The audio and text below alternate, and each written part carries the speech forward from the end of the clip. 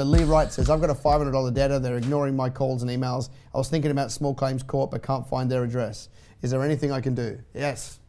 You can send it to a debt collector. This is a little bit dependently on whether your terms and conditions were clear up front. If your terms and conditions were clear and they signed them and they agreed to them, then of course you've got a case with a debt collector. If you don't have any kind of documented terms, it makes it very tough for a debt collector to do anything.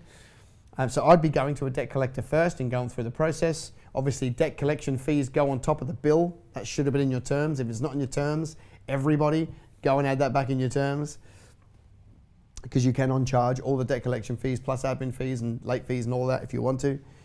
And then, of course, if the only way you're going to find their address if you don't have it is to get a private investigator online to go find them.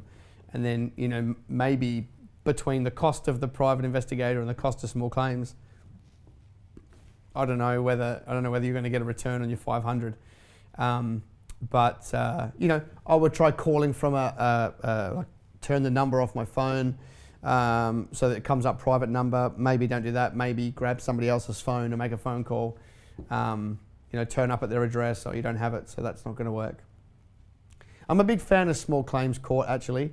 I'm certainly a big fan of threatening it, because most people, when they're threatened with going to court, will fess up for their money. So,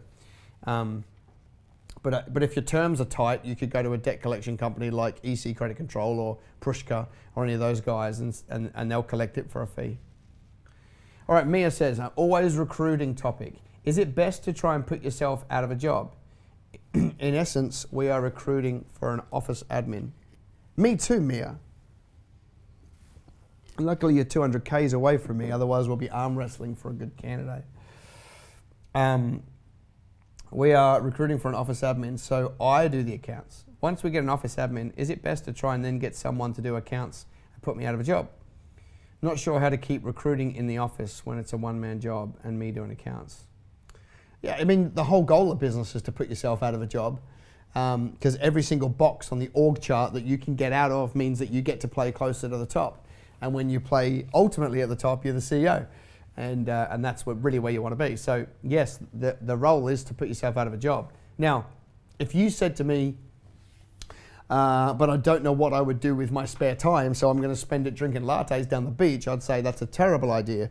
But if you can get out of the admin and out of the accounts jobs so that you could full-time go into marketing and blow up the awareness, it's a good investment. You're paying a low-end person to do a low-end task to free you up to do a high-end task. It's always the name of the game. It's not easy, but it is the name of the game to get ourselves out of that. And I know you may want to do accounts forever, but you don't want to be doing accounts forever, okay? It's just a bad use of your time. If you're worried about a bookkeeper having access, just get them to schedule all the payments and then you walk in and press go, because they're only using a read-only file and you can't be taken advantage of.